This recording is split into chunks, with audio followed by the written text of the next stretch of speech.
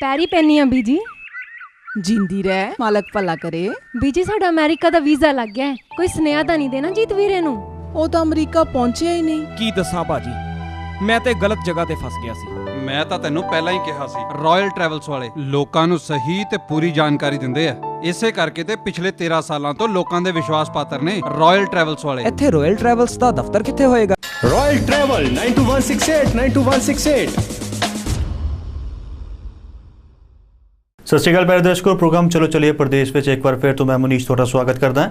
ਦਰਸ਼ਕੋ, ਇਸ ਪ੍ਰੋਗਰਾਮ ਦੇ ਵਿੱਚ ਅਸੀਂ ਤੁਹਾਨੂੰ ਮੁਖਾਤਿਬ ਕਰਵਾਉਂਦੇ ਹਾਂ ਉਸ ਸ਼ਖਸੀਅਤ ਦੇ ਨਾਲ ਜੋ ਕਿ ਸਾਨੂੰ ਵਿਦੇਸ਼ ਜਾਣ ਦੇ ਰਸਤਿਆਂ ਨੂੰ ਸੁਖਾਲਾ ਬਣਾਉਣ ਦੇ ਤਰੀਕੇ ਦੱਸਦੇ ਨੇ। ਇੱਕ ਵਾਰ ਫਿਰ ਤੋਂ ਸਾਡੇ ਸੱਦੇ ਤੇ ਸਾਡੇ ਨਾਲ ਸਟੂਡੀਓ ਵਿੱਚ ਹਾਜ਼ਰ ਨੇ ਅਰਵਿੰਦਰ ਪਾਲ ਜੀ। ਅਰਵਿੰਦਰ ਜੀ, ਬਹੁਤ ਬਹੁਤ ਸਵਾਗਤ ਹੈ ਜੀ। ਥੈਂਕ ਯੂ ਮਨੀਸ਼ ਜੀ। ਅਰਵਿੰਦਰ ਜੀ, ਆਪਣੇ ਪਿਛਲੇ ਐਪੀਸੋਡ ਵਿੱਚ ਆਪਾਂ ਦਰਸ਼ਕਾਂ ਨੂੰ ਦੱਸਿਆ ਕਿ ਕੈਨੇਡਾ ਸਟੱਡੀ ਵੀਜ਼ਾ ਤੇ ਜਾਂ ਟੂਰਿਸਟ ਵੀਜ਼ਾ ਤੇ ਆਪਾਂ ਕਿਸ ਤਰ੍ਹਾਂ ਜਾ ਸਕਦੇ ਹਾਂ। ਇਸ ਵਾਰ ਤੁਹਾਡੇ ਕੋਲ ਜਾਣਨਾ ਚਾਹਾਂਗੇ ਕਿ ਜੇ ਆਪਾਂ ਨਿਊਜ਼ੀਲੈਂਡ ਸਟੱਡੀ ਵੀਜ਼ਾ ਤੇ ਜਾਂ ਟੂਰਿਸਟ ਵੀਜ਼ਾ ਤੇ ਜਾਣਾ ਚਾਹੁੰਦੇ ਆ ਤੇ ਕੀ ਪ੍ਰੋਸੀਜਰ ਨੇ ਸਟੱਡੀ ਵੀਜ਼ਾ ਤੇ ਨਿਊਜ਼ੀਲੈਂਡ ਜਾਣ ਦੇ? ਜੀ ਮਨੀਸ਼ ਜੀ, ਨਿਊਜ਼ੀਲੈਂਡ ਦੁਨੀਆ ਦੇ ਬਹੁਤ ਸੋਹਣੇ ਮੁਲਕਾਂ ਦੇ ਵਿੱਚੋਂ ਇੱਕ ਹੈ ਔਰ ਬਹੁਤ ਪੀਸਫੁਲ ਕੰਟਰੀ ਹੈ। ਇੱਥੇ ਜਿਹੜਾ ਸਟੂਡੈਂਟ ਵੀਜ਼ੇ ਦਾ ਪ੍ਰੋਸੀਜਰ ਇਹ ਹੈ ਕਿ ਇੱਥੇ ਵੀ ਆਈਲੈਟਸ ਦੇ ਵਿੱਚ 6 ਬੈਂਡ ਚਾਹੀਦੇ ਆ। ਨਾਰਮਲੀ ਆਸਟ੍ਰੇਲੀਆ ਨੂੰ, ਨਿਊਜ਼ੀਲੈਂਡ ਨੂੰ, ਕੈਨੇਡਾ, US ਇਹ ਮੁਲਕ ਨੇ ਜਿਨ੍ਹਾਂ ਨੂੰ 6 ਬੈਂਡ ਤੇ ਆਪਾਂ ਸਟਾਰਟਿੰਗ ਕਰਦੇ ਹਾਂ। ਇਸ ਤੋਂ ਥੱਲੇ ਅਗਰ ਫਿਰ ਆਪਾਂ ਅਪਲਾਈ ਨਹੀਂ ਕਰ ਸਕਦੇ। 6 ਬੈਂਡ ਹੈ ਔਰ ਅਗਰ ਤੁਹਾਡਾ ਉਹਦੇ 'ਚ ਬਹੁਤ ਜ਼ਿਆਦਾ ਗੈਪ ਆ ਸਟੱਡੀ ਦੇ ਵਿੱਚ, ਇੱਥੇ ਉਹ ਵੀ ਫਿਰ ਪ੍ਰੋਬਲਮ ਦਿੰਦਾ। ਅਗਰ ਜਿੰਨਾ ਜ਼ਿਆਦਾ ਗੈਪ ਹੋਏਗਾ ਉਹਨੇ ਇੰਟਰਵਿਊ ਦੇ ਚਾਂਸਸ ਜ਼ਿਆਦਾ ਨੇ, ਉਹਨੇ ਰਿਫਿਊਜ਼ਲ ਦੇ ਚਾਂਸਸ ਜ਼ਿਆਦਾ ਨੇ। ਇੱਥੇ ਜਦੋਂ ਆਪਾਂ ਕੋਰਸ ਲਈ ਅਪਲਾਈ ਕਰਦੇ ਹਾਂ, ਸਾਡੀ ਆਫਰ ਲੈਟਰ ਆਉਂਦੀ ਹੈ ਔਰ ਆਫਰ ਲੈਟਰ ਦੇ ਉੱਪਰ ਹੀ ਅਸੀਂ ਅਪਲਾਈ ਕਰ ਦਿੰਦੇ ਹਾਂ। ਜਦੋਂ ਸਾਡਾ ਵੀਜ਼ਾ ਅਪਰੂਵ ਹੋ ਜਾਂਦਾ, ਬੇਸਿਕਲੀ ਫੀਸ ਅਸੀਂ ਇੱਕ ਸਾਲ ਦੀ ਫੀਸ ਜਾਂਦੀ ਹੈ। ਜਦੋਂ ਸਾਡਾ ਵੀਜ਼ਾ ਇਨ ਪ੍ਰਿੰਸੀਪਲ ਅਪਰੂਵ ਹੋ ਜਾਂਦਾ, ਫਿਰ ਅਸੀਂ ਉਹਦੀ ਫੀਸ ਤਾਰਦੇ ਹਾਂ ਔਰ ਆਰਾਮ ਨਾਲ ਵੀਜ਼ਾ ਲੈ ਕੇ ਜਾ ਸਕਦੇ ਹਾਂ। ਜੀ ਅਰਵਿੰਦਰ ਜੀ, ਇੱਕ ਨਿਊਜ਼ੀਲੈਂਡ ਸਟੱਡੀ ਵੀਜ਼ਾ ਨੂੰ ਜੇ ਆਪਾਂ ਜ਼ਿਹਨ ਦੇ ਵਿੱਚ ਰੱਖੀਏ ਤਾਂ ਇੱਕ FTS ਜਿਹੜੀ ਟਰਮ ਸਾਹਮਣੇ ਆਉਂਦੀ ਹੈ। ਜਾਣਨਾ ਚਾਹਾਂਗੇ FTS ਟਰਮ ਇਹ ਹੈ ਕੀ? ਮਨੀਸ਼ ਜੀ, ਬੇਸਿਕਲੀ FTS ਹੈਗੀ ਆ ਫੰਡ ਟ੍ਰਾਂਸਫਰ ਸਕੀਮ।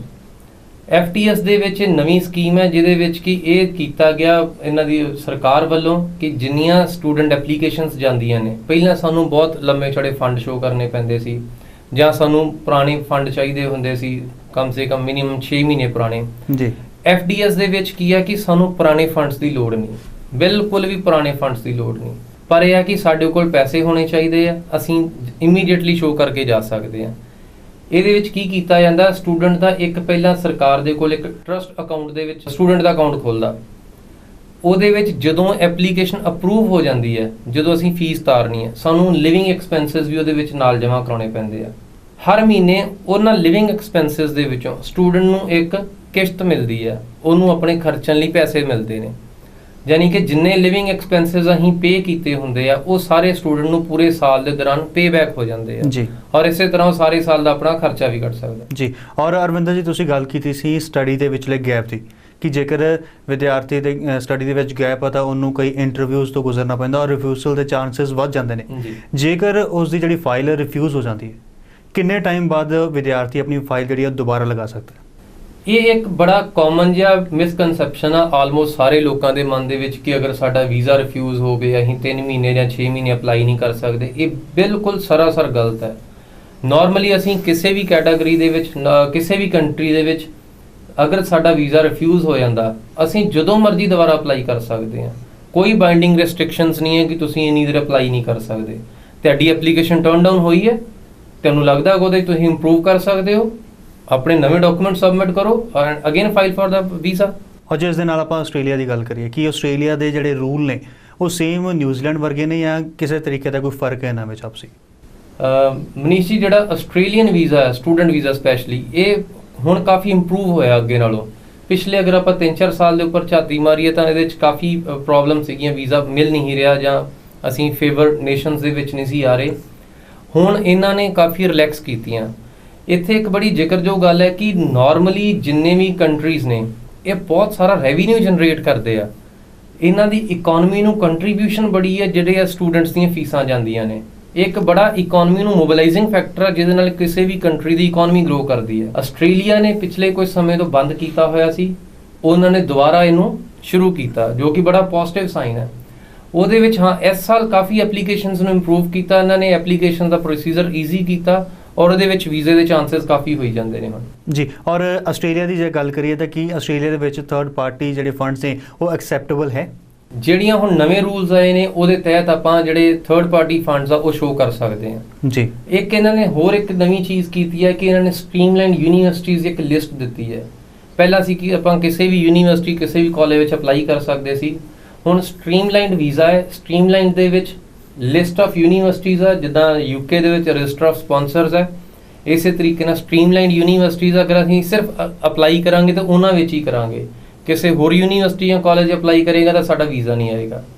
ਜੀ ਔਰ ਜੇ ਟੂਰਿਜ਼ਮ ਦੀ ਗੱਲ ਕਰੀਏ ਆਸਟ੍ਰੇਲੀਆ ਦੇ ਵਿੱਚ, ਟੂਰਿਸਟ ਲਈ ਕਿਹੋ ਜਿਹੀ ਜਗ੍ਹਾ ਹੈ ਆਸਟ੍ਰੇਲੀਆ? ਮਨੀਸ਼ ਜੀ, ਬੇਸਿਕਲੀ ਆਸਟ੍ਰੇਲੀਆ ਸਾਡੀ ਨਵੀਂ ਪੀੜ੍ਹੀ ਦਾ ਮੁਲਕ ਹੈ। ਬੇਸਿਕਲੀ ਇੱਥੇ ਸਟੂਡੈਂਟਸ ਸਾਡੀ ਜਿਹੜੀ ਨਵੀਂ ਜਨਰੇਸ਼ਨ ਆ ਉਹ ਗਈ ਹੈ।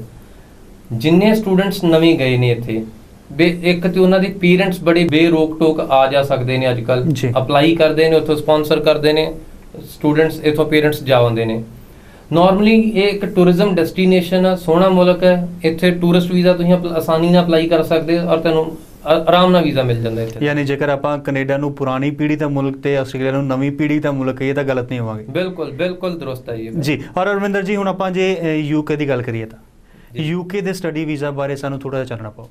UK ਦੇ ਵਿੱਚ ਕੋਈ ਵੀ ਸਟੂਡੈਂਟ ਆਪਣੇ 28 ਦਿਨ ਪੁਰਾਣੇ ਫੰਡਸ ਸ਼ੋਅ ਕਰਕੇ ਜਾ ਸਕਦਾ ਹੈ ਔਰ ਬੇਸਿਕਲੀ ਹੁਣੇ ਇੰਪਰੂਵਮੈਂਟ ਇਹ ਹੋਈ ਆ ਕਿ UK ਦੇ ਵਿੱਚ ਇੰਟਰਵਿਊ ਆਲਮੋਸਟ ਸਭ ਸਟੂਡੈਂਟਸ ਦੀਆਂ ਲੈਣਗੇ ਇਹ, ਔਰ ਫੰਡਸ ਥੋੜੇ ਬਹੁਤ ਇਨਕਰੀਜ਼ ਕੀਤੇ ਨੇ, ਵਰਕਿੰਗ ਰਾਈਟਸ ਥੋੜੇ ਘਟੇ ਨੇ। ਫੰਡਸ ਜਿਹੜੇ ਆਊਟਰ ਲੰਡਨ ਦੇ ਵਿੱਚ ਹੈ ਉਹ ਹੁਣ 7200 ਪਾਉਂਡਸ ਹੈ, 7200 ਪਾਉਂਡ ਸ਼ੋਅ ਕਰਨੇ ਹੁੰਦੇ ਆ, ਔਰ ਇਨਰ ਲੰਡਨ ਦੇ ਵਿੱਚ 9000 ਪਾਉਂਡ ਹੈ। ਉਹ ਜੋ ਵੀ ਮੌਕੇ ਦਾ ਐਕਸਚੇਂਜ ਰੇਟ ਆ ਉਹਦੇ ਅਕੋਰਡਿੰਗ ਸਾਨੂੰ ਸਟੂਡੈਂਟ ਨੂੰ 28 ਦਿਨ ਪੁਰਾਣੇ ਫੰਡ ਚਾਹੀਦੇ ਨੇ। ਔਰ UK ਵਿੱਚ ਸਟੱਡੀ ਲਈ ਕੀ ਗੈਪ ਜਿਹੜਾ ਉਹ ਐਕਸੈਪਟੇਬਲ ਹੈ ਜਾਂ ਨਹੀਂ? ਹਾਂ, ਗੈਪ ਦੀ ਇੱਥੇ ਕੋਈ ਬਹੁਤ ਜ਼ਿਆਦਾ ਪ੍ਰੋਬਲਮਸ ਨਹੀਂ ਹੈ। ਗੈਪ ਨੂੰ ਤੁਸੀਂ ਕੈਰੀ ਕਰ ਸਕਦੇ ਹੋ ਬੜੇ ਆਰਾਮ ਨਾਲ, ਗੈਪ ਦਾ ਕੋਈ ਏਡਾ ਵੱਡਾ ਇਸ਼ੂ ਨਹੀਂ ਹੈ, ਗੈਪ ਐਕਸੈਪਟੇਬਲ ਹੈ ਇੱਥੇ।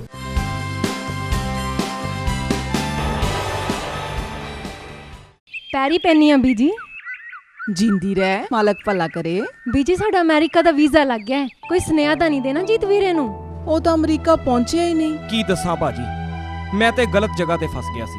ਮੈਂ ਤਾਂ ਤੈਨੂੰ ਪਹਿਲਾਂ ਹੀ ਕਿਹਾ ਸੀ, ਰਾਇਲ ਟਰੈਵਲਸ ਵਾਲੇ ਲੋਕਾਂ ਨੂੰ ਸਹੀ ਤੇ ਪੂਰੀ ਜਾਣਕਾਰੀ ਦਿੰਦੇ ਆ। ਇਸੇ ਕਰਕੇ ਤੇ ਪਿਛਲੇ 13 ਸਾਲਾਂ ਤੋਂ ਲੋਕਾਂ ਦੇ ਵਿਸ਼ਵਾਸ ਪਾਤਰ ਨੇ ਰਾਇਲ ਟਰੈਵਲਸ ਵਾਲੇ। ਇੱਥੇ ਰਾਇਲ ਟਰੈਵਲਸ ਦਾ ਦਫ਼ਤਰ ਕਿੱਥੇ ਹੋਏਗਾ? Royal Travel 92168 92168।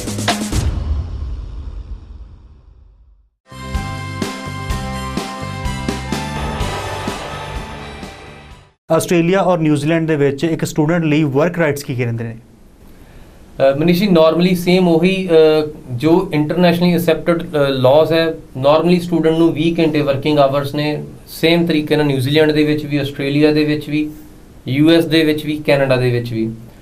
ਸਿਰਫ UK ਇਸ ਤੋਂ ਅਲੱਗ ਹੈ, ਜਿਹਦੇ ਉੱਪਰ ਥੋੜੀ ਰਿਸਟ੍ਰਿਕਸ਼ਨ ਹੈ ਇਸ ਟਾਈਮ ਵਰਕਿੰਗ ਰਾਈਟਸ ਨੂੰ ਲੈ ਕੇ, ਕਾਫੀ ਉਹਦੇ ਪਿੱਛੇ ਪ੍ਰੋਬਲਮਸ ਰਹੀਆਂ ਨੇ। ਨਿਊਜ਼ੀਲੈਂਡ ਆਸਟ੍ਰੇਲੀਆ ਦੋਨਾਂ ਦੇ ਵਿੱਚ 20 ਘੰਟੇ ਐਵਰੀ ਟਾਈਮ ਅਵੇਲੇਬਲ ਹੈ। ਜੀ ਰਵਿੰਦਰ ਜੀ, UK ਦਾ ਜਿਹੜਾ ਵੀਜ਼ਾ ਟੂਰਿਸਟ ਵੀਜ਼ਾ ਹੈ ਉਸ ਬਾਰੇ ਸਾਡੇ ਦਰਸ਼ਕਾਂ ਨੂੰ ਕੁਝ ਦੱਸੋ। UK ਇੱਕ ਬਹੁਤ ਸੋਹਣਾ ਟੂਰਿਸਟ ਡੈਸਟੀਨੇਸ਼ਨ ਆ, ਜਿਹਦੇ ਉੱਪਰ ਸਾਡੇ ਆਲਮੋਸਟ ਸਾਰੀਆਂ ਫੈਮਿਲੀਜ਼ ਵਿੱਚੋਂ ਸਾਡੇ ਕਨੈਕਸ਼ਨਸ ਨੇ। UK ਆਲਮੋਸਟ ਸਭ ਦੇ ਰਿਸ਼ਤੇਦਾਰ ਨੇ, ਗਲੀ ਮੁਹੱਲੇ ਦੇ ਵਿੱਚ ਤੁਹਾਨੂੰ ਅਕਸਰ ਮਿਲਣਗੇ, ਔਰ ਬਹੁਤ ਸਾਰੇ ਲੋਕ ਜਿੰਨਾ UK ਸਾਡੇ ਲੋਕ ਜਾਂਦੇ ਨੇ ਆਲਮੋਸਟ ਦੁਨੀਆ ਦੇ ਵਿੱਚੋਂ ਕਿਤੇ ਵੀ ਨਹੀਂ ਜਾਂਦੇ। ਟੂਰਿਜ਼ਮ ਇੱਕ ਬਹੁਤ ਤਗੜਾ ਮੋਬਿਲਾਈਜ਼ਿੰਗ ਫੈਕਟਰ ਹੈ ਕਿਸੇ ਵੀ ਮੁਲਕ ਲਈ, ਇਸੇ ਕਰਕੇ ਟੂਰਿਸਟ ਵੀਜ਼ਾਸ ਬਹੁਤ ਦਿੰਦੇ ਨੇ। ਪਿੱਛੇ ਜੇ 올림픽ਸ ਹੋਈਆਂ, 올림픽ਸ ਦੇ ਵਿੱਚ ਵੀ ਬਹੁਤ ਵੀਜ਼ਾਸ ਇਹਨਾਂ ਨੇ ਗ੍ਰਾਂਟ ਕੀਤੇ ਆ। ਟੂਰਿਸਟ ਵੀਜ਼ਾ ਇੱਥੇ ਜਿਹੜੀ ਸਾਨੂੰ ਗ੍ਰਾਂਟ ਹੁੰਦਾ ਬੇਸਿਕਲੀ 6 ਮਹੀਨੇ ਦਾ ਮਿਨੀਮਮ ਵੀਜ਼ਾ ਮਿਲਦਾ ਹੀ ਮਿਲਦਾ ਹੈ ਜੀ। 6 ਮਹੀਨੇ ਦੀ ਡਿਊਰੇਸ਼ਨ ਹੈ, ਤੁਸੀਂ 6 ਮਹੀਨੇ ਦੇ ਵਿੱਚ ਵਾਪਸ ਆਉਣਾ ਹੁੰਦਾ ਜੀ। ਫਰਦਰ ਇੱਥੇ ਅਗਰ ਤੁਸੀਂ ਫ੍ਰੀਕੁਐਂਟ ਟਰੈਵਲਰ ਹੋ, ਆਉਂਦੇ ਜਾਂਦੇ ਹੋ, ਜਾਂ ਕਿਸੇ ਹੋਰ ਮੁਲਕਾਂ 'ਚ ਗਏ ਆਏ ਹੋ, ਤੁਸੀਂ ਲੰਬਾ ਵੀਜ਼ਾ ਵੀ ਅਪਲਾਈ ਕਰ ਸਕਦੇ ਹੋ। 2 ਸਾਲ ਦਾ ਵੀਜ਼ਾ ਅਪਲਾਈ ਕਰ ਸਕਦੇ ਹੋ, 5 ਸਾਲ ਦਾ ਵੀਜ਼ਾ ਅਪਲਾਈ ਕਰ ਸਕਦੇ ਹੋ, 10 ਸਾਲ ਦਾ ਵੀਜ਼ਾ ਅਪਲਾਈ ਕਰ ਸਕਦੇ ਹੋ। ਜਿੰਨੇ ਵੀ ਵੀਜ਼ਾ ਇਹ ਸਭ ਦੀ ਫੀਸ ਅਲੱਗ-ਅਲੱਗ ਹੈ। ਮਿਨੀਮਮ ਫੀਸ 6 ਮਹੀਨੇ ਦੀ ਹੋਏਗੀ, ਉਸ ਤੋਂ ਅਗਰ ਤੁਸੀਂ ਫੀਸ ਵੱਧ ਪੇ ਕਰ ਸਕਦੇ ਹੋ ਤਾਂ ਉੱਪਰਲੀ ਕੈਟਾਗਰੀ ਦਾ ਵੀਜ਼ਾ ਵੀ ਅਪਲਾਈ ਕਰ ਸਕਦੇ ਹੋ। ਯਾਨੀ ਜਿਵੇਂ ਆਪਾਂ US ਦੇ ਵਿੱਚ 10 ਸਾਲਾਂ ਮਲਟੀਪਲ ਵੀਜ਼ੇ ਦੀ ਗੱਲ ਕੀਤੀ ਸੀ, ਉਸੇ ਤਰ੍ਹਾਂ ਆਪਾਂ UK ਦੇ ਵਿੱਚ ਵੀ ਜਿਹੜਾ 10 ਸਾਲ ਦਾ ਵੀਜ਼ਾ ਆਪਾਂ ਨੂੰ ਮਿਲ ਸਕਦਾ ਹੈ ਜੀ ਮਨੀਸ਼ੀ। ਇੱਥੇ ਵੀ 10 ਸਾਲ ਦਾ ਵੀਜ਼ਾ ਪੋਸੀਬਲ ਹੈ, ਬਟ ਨਾਰਮਲੀ ਜਿੱਦਾਂ ਆਪਾਂ US ਦੇ ਵਿੱਚ ਸਿੰਗਲ ਫੀਸ ਹੁੰਦੀ ਹੈ, ਤੁਸੀਂ ਅਪਲਾਈ ਕਰਕੇ ਲੈ ਲੈਂਦੇ ਹੋ, ਇੱਥੇ ਉਸ ਤਰੀਕੇ ਨਾਲ ਹੀ ਆ। ਇੱਥੇ ਅਗਰ ਤੁਸੀਂ ਫ੍ਰੀਕੁਐਂਟ ਟਰੈਵਲਰ ਹੋ, ਤੁਹਾਨੂੰ ਫਿਰ ਵੀਜ਼ੇ ਦੇ ਝੰਜਟ ਤੋਂ ਮਤਲਬ ਛੁਟਕਾਰਾ ਮਿਲ ਸਕਦਾ। ਤੁਸੀਂ ਇੱਕੋ ਟਾਈਮ ਹੀ ਸਿੰਗਲ ਟਾਈਮ ਹੀ 10 ਸਾਲ ਦਾ ਵੀਜ਼ਾ ਅਪਲਾਈ ਕਰ ਸਕਦੇ ਹੋ ਜੀ। ਔਰ ਜੇ ਐਜ਼ ਅ ਟੂਰਿਸਟ ਜਾਣਾ ਆਪਾਂ UK ਦੇ ਵਿੱਚ, ਇੱਕ ਮਿਨੀਮਮ ਅਕਾਊਂਟ, ਇੱਕ ਮਿਨੀਮਮ ਬੈਲੈਂਸ ਆਪਣੇ ਕੋਲ ਕੀ ਰਹਿਣਾ ਚਾਹੀਦਾ? UK ਦੇ ਵਿੱਚ ਬਹੁਤ ਜ਼ਿਆਦਾ ਫੰਡ ਨਹੀਂ UK ਐਮਬੈਸੀ ਮੰਗਦੀ ਤੁਹਾਡੇ ਕੋਲ ਜਦੋਂ ਤੁਸੀਂ ਟੂਰਿਸਟ ਵੀਜ਼ਾ ਲਈ ਅਪਲਾਈ ਕਰਦੇ ਹੋ। ਤੁਹਾਡੇ ਕੋਲ ਨੋਮੀਨਲ ਜੇ ਫੰਡ ਵੀ ਹੋਣ ਤਾਂ ਤੁਸੀਂ ਵੀਜ਼ਾ ਐਕਸਪੈਕਟ ਕਰ ਸਕਦੇ ਹੋ। ਸਿਮਿਲਰਲੀ ਅਗਰ ਤੁਹਾਡੇ ਕੋਲ ਉਧਰੋਂ ਸਪਾਂਸਰਸ ਆਈਆਂ ਪਈਆਂ, ਤੈਨੂੰ ਤੈਨੂੰ ਇੱਥੋਂ ਜਾਣ ਜੋਗੇ ਖਰਚੇ ਜੋਗੇ ਪੈਸੇ ਦਿਖਾਉਣੇ ਜ਼ਰੂਰ ਪੈਂਦੇ ਨੇ, ਪਰ ਬਹੁਤ ਤੈਨੂੰ ਹੈਵੀ ਐਕਸਪੈਂਸਿਸ ਜਾਂ ਬਹੁਤ ਜ਼ਿਆਦਾ ਹੈਵੀ ਫੰਡਸ ਦਿਖਾਉਣ ਦੀ ਲੋੜ ਨਹੀਂ ਆ। ਤੁਸੀਂ ਨਾਰਮਲੀ ਅਗਰ ਆਪਾਂ ਐਕਸਪੈਕਟ ਕਰ ਸਕਦੇ ਹੋ ਕਿ ਤੁਸੀਂ ਲੱਖ 1.5 ਲੱਖ ਰੁਪਏ ਵੀ ਅਕਾਊਂਟ ਦੇ ਵਿੱਚ ਹੈ ਤਾਂ ਤੁਸੀਂ ਵੀਜ਼ਾ ਲਈ ਅਪਲਾਈ ਕਰ ਸਕਦੇ ਹੋ। ਜੀ ਉਹ ਜਿਹੜੇ ਲੱਖ 1.5 ਲੱਖ ਆਪਾਂ ਨੂੰ ਸਿਰਫ ਆਪਣੀ ਪ੍ਰਾਪਰਟੀ ਸ਼ੋ ਕਰਨੀ ਹੈ, ਉਹਨੀ ਆਪਾਂ ਨੂੰ ਲਿਕੁਇਡ ਸ਼ੋ ਕਰਨਾ ਪੈਂਦਾ ਹੈ ਨਾ? ਮਨੀਸ਼ ਜੀ, ਉਹ ਬੇਸਿਕਲੀ ਡਿਸਪੋਜ਼ੇਬਲ ਫੰਡਸ ਨੇ ਜੋ ਤੁਹਾਡੇ ਸੇਵਿੰਗਸ ਦੇ ਵਿੱਚ ਹੋਣਗੇ, ਔਰ ਉਹ ਲਿਕੁਇਡ ਮਨੀ ਹੀ ਹੋਵੇਗੀ ਜਿਹਨੂੰ ਤੁਸੀਂ ਇਮੀਡੀਏਟਲੀ ਕੈਸ਼ ਕਰ ਸਕਦੇ ਹੋ। ਤੁਹਾਡੇ ਸੇਵਿੰਗਸ ਵਿੱਚ ਹੋਣਗੇ, ਐਫਡੀਆਰ ਦੇ ਵਿੱਚ ਹੋਣਗੇ, ਇਹ ਮੋਡਸ ਅਸੈਪਟਡ ਹੈ ਇਹਦੇ ਲਈ। ਹਾਂ, ਇਹਦੇ ਵਿੱਚ ਇੱਕ ਹੋਰ ਬੜੀ ਜ਼ਰੂਰੀ ਚੀਜ਼ ਆ, ਫੰਡਸ ਦੇ ਨਾਲ ਨਾਲ ਤੁਹਾਨੂੰ ਪ੍ਰੂਫ ਆਫ ਫੰਡਸ ਦੇਣਾ ਪੈਂਦਾ ਕਿ ਤੁਹਾਡਾ ਸੋਰਸ ਆਫ ਇਨਕਮ ਹੈ ਕਿਹੜੀ ਜਗ੍ਹਾ ਤੋਂ।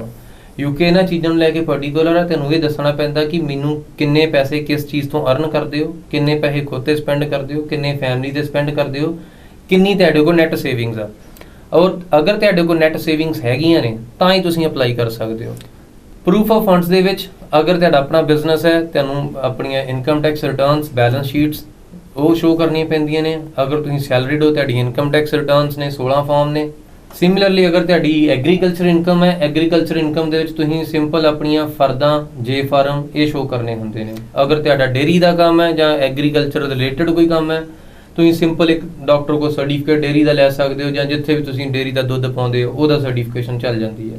ਜੀ ਅਰਵਿੰਦਰ ਜੀ, ਜਿਵੇਂ ਗੱਲ ਕਰ ਰਹੇ ਸੀ ਕਿ 1.5 ਲੱਖ ਰੁਪਏ ਆਪਣੇ ਅਕਾਊਂਟ ਵਿੱਚ ਹੋਣਾ ਜ਼ਰੂਰੀ ਹੈ, ਕੀ ਉਹ ਰੀਸੈਂਟ ਫੰਡ ਜਿਹੜਾ ਹੈ ਉਹ ਆਪਾਂ ਨੂੰ ਸ਼ੋ ਕਰਨਾ ਪੈਂਦਾ ਜਾਂ ਪਿੱਛੇ ਕੁਝ ਟਾਈਮ ਦਾ ਆਪਾਂ ਨੂੰ ਮੇਨਟੇਨ ਕਰਨਾ ਪੈਂਦਾ ਫੰਡ?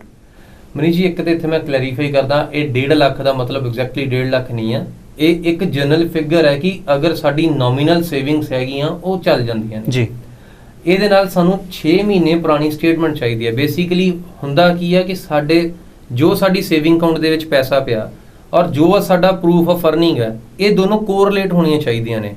ਇੱਥੇ ਹੈ ਕਿ ਅਗਰ ਸਾਡੇ ਕੋਲ ਥੋੜੇ ਫੰਡ ਨੇ ਚੱਲ ਜਾਂਦਾ ਹੈ, ਬਟ ਅਗਰ ਰਾਤੋਂ ਰਾਤ ਪਾਏ ਨੇ ਫਿਰ ਉਹ ਪ੍ਰੋਬਲਮ ਹੈ। ਉਹ ਸਾਡੇ ਕੋਲ ਮਿਨੀਮਮ 6 ਮਹੀਨੇ ਦਾ ਪੈਸਾ ਇਕੱਠਾ ਹੁੰਦਾ ਹੋਵੇ, ਸਾਡੇ ਕੋਲ ਪਿਆ ਹੋਵੇ, ਫਿਰ ਆਪਾਂ ਅਪਲਾਈ ਕਰ ਸਕਦੇ ਹਾਂ। ਜੀ ਅਰਵਿੰਦਰ, ਜਿਵੇਂ ਤੁਸੀਂ ਗੱਲ ਕਰ ਰਹੇ ਸੀ ਕਿ ਕੋਈ ਪਰਸਨ ਸੈਲਰੀਡ ਹੈ ਉਹ ਤਾਂ ਸ਼ੋ ਕਰ ਦੇਗਾ ਇਸ ਚੀਜ਼ ਨੂੰ, ਕੋਈ ਪ੍ਰਾਈਵੇਟ ਜੌਬ ਕਰ ਰਿਹਾ ਹੈ ਉਹਨੂੰ ਕੈਸ਼ ਸੈਲਰੀ ਮਿਲ ਰਹੀ ਹੈ, ਉਹ ਕਿਸ ਤਰ੍ਹਾਂ ਆਪਣੇ ਫੰਡ ਸ਼ੋ ਕਰੇਗਾ?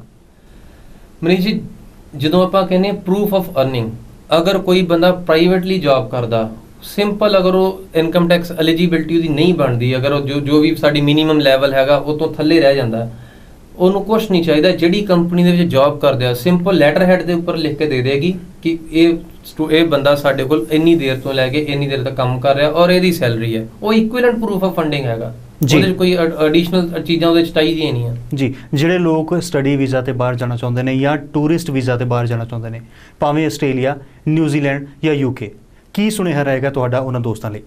ਦੋਸਤੋ, ਜਦੋਂ ਵੀ ਅਪਲਾਈ ਕਰਨਾ ਇੱਕ ਚੀਜ਼ ਬਹੁਤ ਜ਼ਰੂਰੀ ਹੈ। ਅਗਰ ਸਟੂਡੈਂਟ ਵੀਜ਼ੇ ਤੇ ਅਪਲਾਈ ਕਰ ਰਹੇ ਹੋ, ਤੁਹਾਡੀ ਐਜੂਕੇਸ਼ਨ ਬਹੁਤ ਮੈਟਰ ਕਰਦੀ ਹੈ। ਅਗਰ ਟੂਰਿਸਟ ਵੀਜ਼ਾ ਦਾ ਅਪਲਾਈ ਕਰ ਰਹੇ ਹੋ, ਤੁਹਾਡੀਆਂ ਸੇਵਿੰਗਸ ਬਹੁਤ ਇੰਪੋਰਟੈਂਟ ਨੇ। ਤੁਹਾਡੇ ਕੋਲ ਅੰਬੈਸੀ ਨੂੰ ਦਿਖਾਉਣ ਲਈ ਤੁਹਾਡੀ ਇਨਕਮ ਹੋਣੀ ਚਾਹੀਦੀ ਹੈ, ਪ੍ਰੂਫ ਹੋਣਾ ਚਾਹੀਦਾ ਹੈ ਔਰ ਤੁਹਾਡੇ ਕੋਲ ਫੰਡਸ ਹੋਣੇ ਚਾਹੀਦੇ, ਉਹ ਵੀ 6 ਮਹੀਨੇ ਪੁਰਾਣੇ ਘੱਟੋ ਘੱਟ ਜੀ। ਦਰਸ਼ਕੋ, ਤੁਸੀਂ ਦੇਖ ਰਹੇ ਸੀ ਪ੍ਰੋਗਰਾਮ ਚਲੋ ਚਲੀਏ ਪ੍ਰਦੇਸ਼, ਔਰ ਅੱਜ ਅਸੀਂ ਤੁਹਾਨੂੰ ਚਲੋ ਚਲੀਏ ਪ੍ਰਦੇਸ਼ ਦੇ ਵਿੱਚ ਮੁਲਾਕਾਤ ਕਰਵਾਈ ਅਰਵਿੰਦਰਪਾਲ ਸਿੰਘ ਜੀ ਦੇ ਨਾਲ, ਜੋ ਕਿ 13 ਸਾਲਾਂ ਤੋਂ ਸਿੱਖਿਆ ਸਲਾਹਕਾਰ ਵਜੋਂ ਕੰਮ ਕਰ ਰਹੇ ਨੇ। ਦਰਸ਼ਕੋ, ਫਿਰ ਆਪਣੇ ਅਗਲੇ ਐਪੀਸੋਡ ਦੇ ਵਿੱਚ ਕਿਸੇ ਨਵੇਂ ਦੇਸ਼ ਨੂੰ ਲੈ ਕੇ ਉਸ ਦੇ ਪ੍ਰੋਸੀਜਰ ਕੀ ਨੇ, ਕਿਸ ਤਰ੍ਹਾਂ ਵਿਦੇਸ਼ ਜਾਇਆ ਜਾ ਸਕਦਾ, ਉਸ ਬਾਰੇ ਗੱਲਬਾਤ ਕਰਾਂਗੇ। ਤਦ ਤੱਕ ਲਈ ਸਾਨੂੰ ਇਜਾਜ਼ਤ ਦਿਓ। ਧੰਨਵਾਦ।